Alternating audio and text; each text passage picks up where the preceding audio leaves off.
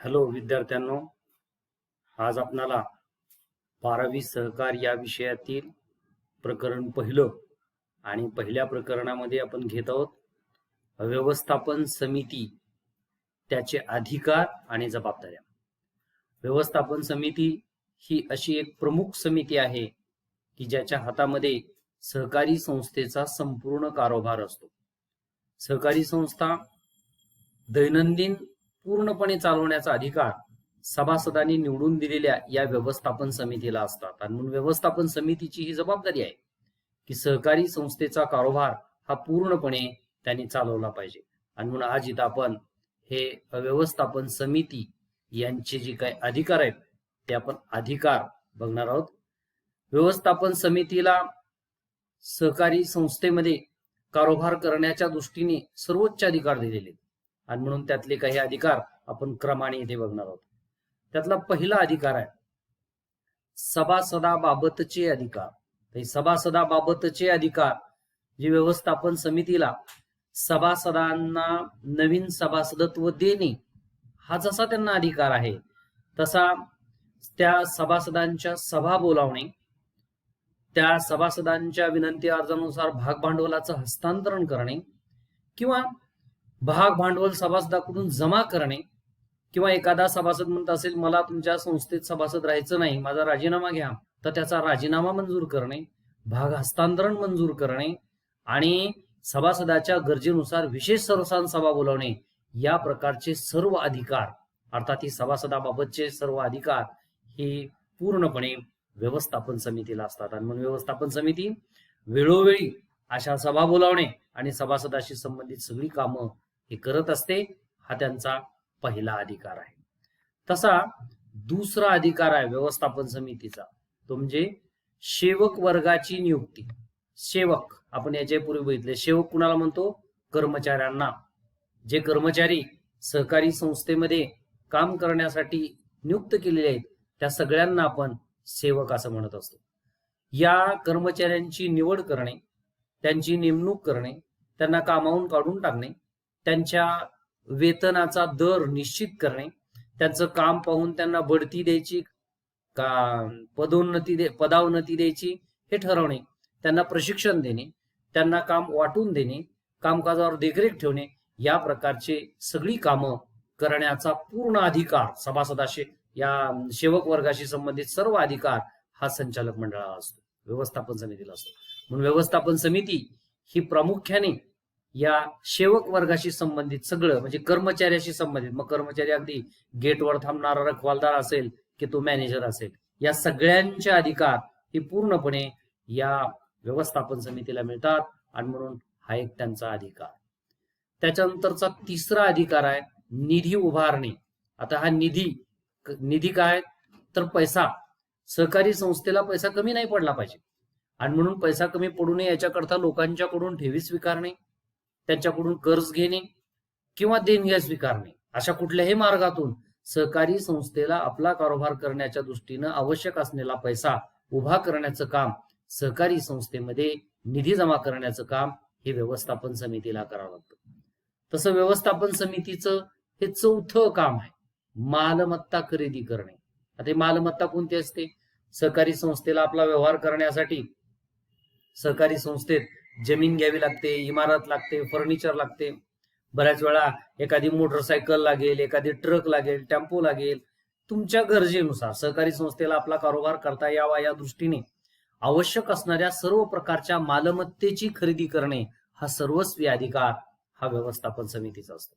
अगदीच व्यवस्थापन समिती एखादी जयंती साजरी करायची असेल तर लागणारं उदबत्ती, नारळ इथंपासून ते सहकारी संस्थेमध्ये एखादी ट्रक लागत असेल तर ट्रक खरेदी करणे इथंपर्यंत सगळ्या प्रकारच्या मालमत्तेचा खर्च करण्याचा, मालमत्ता मिळविण्याचा त्यांना अधिकार असतो. दैनंदिन खर्च करण्यासाठी तर अधिकार असतोच, पण याही शिवाय मालमत्ता खरेदी करण्याचा त्यांना अधिकार असतो. आणि म्हणून व्यवस्थापन समितीचा हा चौथा अधिकार आहे. आणि आता पाचवा अधिकार इतर अधिकार. आता व्यवस्थापन समितीला इतर मध्ये सगळेच अधिकार आहेत असं एक म्हणून नाही. सहकारी संस्था चालवण्याच्या दृष्टीने सगळे अधिकार त्यांना आहेत. सहकारी संस्था चालत नसेल, बंद पडली तर त्याचा ठपका हा सुद्धा व्यवस्थापन समितीवरच असतो, संचालक मंडळावर असतो. आणि म्हणून सहकारी संस्थेमध्ये हिशोब पुस्तकं ठेवणे, त्याच्या नोंद पुस्तकं ठेवणे, त्याचे मासिक हिशोब तयार करणे, त्रैमासिक तयार करणे किंवा वार्षिक हिशोब, जसं आपण 23 पत्रक, नफा तोटा पत्रक, ताळेबंद पत्रक तयार करतो. आणि अशा सगळ्यांना तपासून घेणे, ऑडिट करणे, त्याची मंजुरी घेणे, व्यक्ती काही दोषी असतील तर त्यांच्यावर कारवाई करणे किंवा त्याला जाब विचारणे. सहकारी संस्थेचा कारोबार करण्याच्या दृष्टीनं आवश्यक काही व्यवस्थापन समित्या, उपसमित्या नेमावयाचा असेल तर अशा उपसमित्या नेमणे, याबाबतचे सगळे अधिकार त्यांना. तुमच्या लक्षात येत असेल की व्यवस्थापन समिती ही सहकारी संस्थेचा कारोबार करण्याच्या दृष्टीनं असलेली सर्वोच्च समिती आहे. त्यांना सगळे अधिकार आहेत. ठीक आहे, मूलभूत स्वरूपाचे काही भाग भांडवलात वाढ करण्याचे अधिकार नाहीत, एखाद्याची हकालपट्टी सभासदाची करण्याचा अधिकार नाही, तर ते अधिकार त्यांना सभासदांच्या सभेमध्ये विषय मांडून तिथून मिळवता येऊ शकतात. पण बाकी सगळ्या प्रकारचे अधिकार ह्या व्यवस्थापन समितीला असतात. म्हणून व्यवस्थापन समिती ही सहकारी संस्थेचा दैनंदिन कारोबार चालवण्याच्या दृष्टीनं सगळ्या प्रकारचे अधिकार त्यांना सभासदांनी दिलेले आहेत आणि सहकार कायदा 1960 यांनी सुद्धा दिलेले आहेत. तेव्हा असे 5च अधिकार दिलेत, ज्यामध्ये सगळ्या अधिकारांचा समावेश, अधिकाराचा समावेश केलेला आहे. आता आपल्याला त्याच्यानंतर बघायचं आहे की व्यवस्थापन समितीला जसे अधिकार दिलात तशा व्यवस्थापन समितीला काही जबाबदाऱ्या सुद्धा दिल्या जातात. या जबाबदाऱ्यांचं पालन हे सुद्धा व्यवस्थापन समितीनं करावं लागतं. कारण केवळ अधिकार दिले तर अधिकाराचा गैरवापर होत असतो आणि म्हणून त्यांना जबाबदाऱ्या सुद्धा सोपवाव्या लागतात. आणि मग अशा जबाबदाऱ्या सोपवल्या तर कामं सुद्धा आवश्यकतेनुसार पार पाडली जातात. त्यामुळं व्यवस्थापन शास्त्रामध्ये हेनरी फेयॉल असतील की फ्रेडरिक टेलर असतील, हे सुद्धा सांगतात की व्यवस्थापनामध्ये व्यवस्थापकाला किंवा व्यवस्थापन समितीला काम करण्यासाठी जशी पुरेसे अधिकार दिले जातात तशा त्यांना पुरेशा जबाबदाऱ्या सुद्धा दिल्या पाहिजे. केवळ जबाबदाऱ्या देऊन चालत नाही किंवा केवळ अधिकार देऊन चालत नाही. या दृष्टीने व्यवस्थापन समितीला दिलेल्या वेगवेगळ्या प्रकारच्या जबाबदाऱ्या आपण बघणार आहोत. आता त्याच्यानंतरची ही व्यवस्थापन समितीची पहिली जबाबदारी, हे बघा. व्यवस्थापन समिती सदस्य म्हणून झालेल्या दिनांकापासून 15 दिवसाच्या आत सहकारी संस्था कायद्याने निश्चित केलेल्या विहित नमुन्यात समितीच्या सर्व सदस्याची काम करण्यास तयार असलेले बंधपत्र दिले जाते. लक्षात घ्या, जे संचालक मंडळ निवडलं गेलं सभासदाकडून, मान्य आहे, त्याची नियुक्ती झाली, मान्य आहे, पण नियुक्ती झाल्यानंतर देखील संचालक मंडळातला प्रत्येक सदस्य संचालक म्हणून काम करण्याला उत्सुक आहे, तयार आहे, या पद्धतीचं एक बंधपत्र एक 100 रुपयाच्या बॉन्डवर लिहून द्यावं लागतं.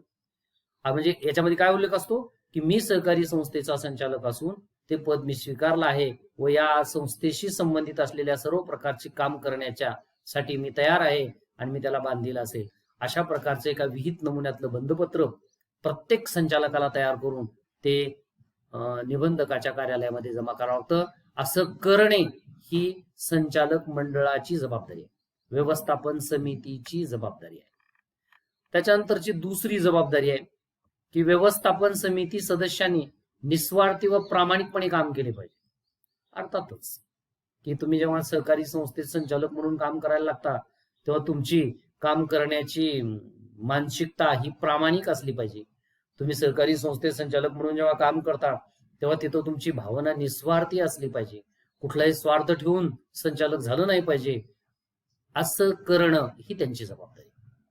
तशी तिसरी त्यांची जबाबदारी आहे की अधिमंडळाची वार्षिक सभा 30 सप्टेंबर पूर्वी आयोजित करणे. अधिमंडळ म्हणजे सभासदांची, या सभासदांच्या सभा, त्याच्यानंतर ज्या संचालकांच्या सभा या वेळोवेळी घ्याव्या लागतात आणि अशा वेळोवेळी घ्यावयाच्या सभा हे संचालक मंडळाला घेणं ही त्यांची वैयक्तिक जबाबदारी आहे. दरवर्षी वार्षिक सभा संपल्याच्या नंतर वार्षिक सभा घेतली जाते. 2 वार्षिक सभेच्या मधल्या काळामध्ये विशेष सर्वसाधारण सभा घेतली जाते आणि संचालकाच्या सभा दर महिन्याला 1, या दृष्टीनं 12 महिन्यात 12 सभा होणे असं अपेक्षित आहे. आणि म्हणून या सगळ्या सभा भरवणे, चालवणे, त्याचे तारीख ठरवणे, या सगळ्या प्रकारची जबाबदारी ही या व्यवस्थापन समितीची असते. आणि म्हणून व्यवस्थापन समितीला अधिमंडळाची सुद्धा वार्षिक सभा बोलवावी लागते, हे त्यांची जबाबदारी. जबाबदारी क्रमांक 4, व्यवस्थापन समितीने सर्व निर्णय विचारपूर्वक आणि पुरेशी चर्चा करून घेतले पाहिजे. जबाबदारीचा भाग आहे, लक्षात घ्या. म्हणजे व्यवस्थापन समितीने एकदा जर निर्णय घेतला तर तो निर्णय हा अंतिम असतो आणि त्याला राबवलं जातं. आणि म्हणून असे सगळे घेतलेले निर्णय अगदी विचारपूर्वक घ्यावे, ही यांची चौथी जबाबदारी. पाचवी जबाबदारी, सहकारी संस्थेचे भांडवल आणि निधीची गुंतवणूक फायदेशीर व्यवहारामध्ये आणि योजनामध्ये केली पाहिजे. की सहकारी संस्थेतला असलेला शिल्लक निधी हा जर तुम्ही कुठं गुंतवत असाल तर तो अशा ठिकाणी गुंतवा की त्या गुंतवलेल्या पैशातून तुम्हाला काहीतरी 2 पैसे, म्हणजे संस्थेला 2 पैसे नफा होईल. अशा ठिकाणी तुम्ही पैसे गुंतवा, भांडवल गुंतवा की त्या भांडवलाच्या गुंतवणुकीतून तुम्हाला फायदा झाला पाहिजे. सहकारी संस्थेत जमलेल्या भांडवलातून तुम्ही व्यवहार करता, मग असा व्यवहार करा की त्या व्यवहारातून सहकारी संस्थेला नफा झाला पाहिजे. असं करणं ही संचालकाची पाचवी जबाबदारी आहे. सहावी जबाबदारी आहे की आर्थिक वर्ष संपल्यानंतर 6 महिन्याच्या आत विहित विवरणपत्रे निबंधकास सादर करणे.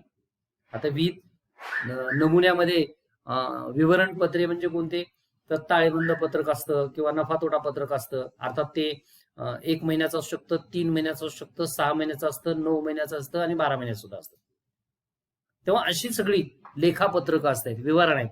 त्याचं लेखापरीक्षण केलं असेल तर त्याचा अहवाल, लेखापरीक्षण केल्यानंतर दोष निघाले, ते दोष दुरुस्त केले असतील तर त्याचा दोष दुरुस्ती अहवाल, हा सगळ्या प्रकारचे अहवाल त्याला वार्षिक सभेमध्ये ठेवून वार्षिक सभेमध्ये त्याला संमती घेतली आहे, त्याचा ठराव, हे सगळं निबंधकाकडे सादर करणे ही संचालकाची 6वी जबाबदारी. 7वी जबाबदारी आहे की सहकारी संस्थेमध्ये सहकारी संस्थेची मालमत्ता, इमारत, फर्निचर इत्यादीचा वापर खाजगी अथवा स्वतःच्या फायद्यासाठी करू नये. तो संस्थेच्या फायद्यासाठी करावा. तेव्हा स्वतःच्या फायद्यासाठी वापर न करणे ही त्यांची जबाबदारी आहे. तसा 8वी जबाबदारी आहे, सर्वसाधारण सभेत हजर असलेल्या संस्थेच्या आर्थिक स्थितीविषयी सत्य आणि वास्तव माहिती देणे. कारण सगळे सभासद तुमच्यावर विश्वास ठेवतात, तुम्ही सांगाल ते खरं समजून ऐकून घेतात. अशा वेळा संस्थेमध्ये म्हणजे सभासदांच्या संस्थान सभेमध्ये या संचालक मंडळाने सहकारी संस्थेची खरी आणि सत्य माहिती जी आहे ती सांगावी. फुगवू सांगू नये. विनाकारण संस्था आमची फार चांगली आहे, फार चांगला आम्ही चालवत आहोत, आम्ही म्हणजे फार श्रेष्ठ आहोत, अशा अर्थ सिद्ध करण्यासाठी खोटी माहिती तुम्ही न देणे ही तुमची जबाबदारी. तशी त्यांची 9वी जबाबदारी आहे की राज्य सहकारी निवडणूक प्राधिकरणाला संचालक मंडळाची मुदत संपण्याच्या किमान 6 महिने आधी आपला कार्यकाळ संपल्याबाबत कळविणे. आता मग राज्य सहकारी निवडणूक प्राधिकरण हे राज्याच्या ठिकाणी, जिल्ह्याच्या ठिकाणी असतं आणि मग त्यांना आपल्या या संचालक मंडळाची मुदत जर इथून पुढल्या 6 महिन्यानंतर संपणार असेल तर त्याच्या अगोदरच त्या कार्यालयाला या संस्थेनं कळवलं पाहिजे. मग संस्थेतून कोण कळवतं, तर हे संचालक मंडळ कळवतं. संचालक मंडळाकडून अशा प्रकारचा अहवाल सादर करणं आणि त्यांना कळवणं की आमची निवडणूक मुदत संपत आहे आणि आमच्या संस्थेची निवडणूक घेऊन नवीन संचालक मंडळ निर्माण करा, अशा प्रकारची विनंती करणारा अर्ज, माहिती, प्रस्ताव हा कार्यालयामध्ये जमा करणे ही या संचालक मंडळाची जबाबदारी आहे.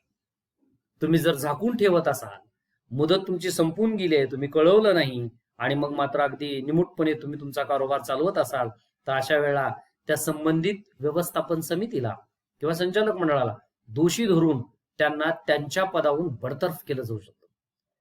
निबंधक अशा संचालक मंडळाला बरखास्त करून सगळा कारोबार आपल्या ताब्यामध्ये घेऊ शकतात आणि म्हणून ते कळवणं ही त्यांची जबाबदारी आहे. आणि ही शेवटची जबाबदारी आहे, समितीमध्ये किंवा तिच्या पदाधिकाऱ्यामध्ये झालेल्या कोणत्याही नैमित्तिक रिक्त पदाबाबत असे पद रिक्त झाल्यापासून 15 दिवसाच्या आत राज्य सहकारी निवडणूक प्राधिकरणाला कळवणे. बऱ्याच वेळा काय होतं की संचालक मंडळापैकी एखादा संचालक नको म्हणून निघून जातो किंवा एखादा मृत पावतो किंवा एखादा रिटायर होतो, काही अशा कारणाने तो जर पदावरून निघून गेला असेल आणि पद रिकामं असेल तर असं रिकामं झालेलं पद हे निवडणूक प्राधिकरणाला कळवलं पाहिजे. हे कळवणं हे देखील व्यवस्थापन समितीची जबाबदारी आहे. तेव्हा व्यवस्थापन समितीला या वेगवेगळ्या प्रकारच्या जबाबदाऱ्या ह्या पेलाव्या लागतात. अशा जबाबदाऱ्यापासून कधीही त्यांना दूर जाता येत नाही. अधिकार भरपूर आहेत, त्या अधिकाराचा वापर करा, पण या जबाबदाऱ्यांचंही पालन केला. अशा जर जबाबदाऱ्या तुम्ही पालन नाही केल्या तर सहकारी संस्थेला बरखास्त केलं जाऊ शकतं, सहकारी संस्थेच्या संचालक मंडळाला बरखास्त केलं जाऊ शकतं.